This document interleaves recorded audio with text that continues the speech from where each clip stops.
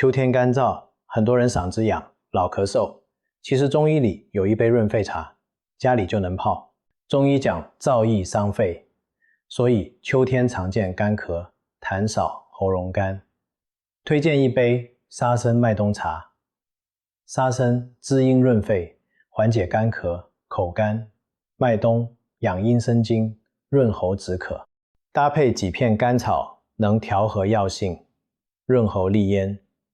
做法：沙参10克，麦冬10克，甘草2片，清水煮15分钟。当茶饮。然而注意，脾胃虚寒、容易腹泻的人要少喝。喉咙不干痒了，咳嗽少了，心情也会轻松很多。记得照顾好自己，让这个秋天更舒服。你秋天咳嗽会喝什么茶？留言告诉我吧。关注健康之道，每天1分钟，分享实用养生方法。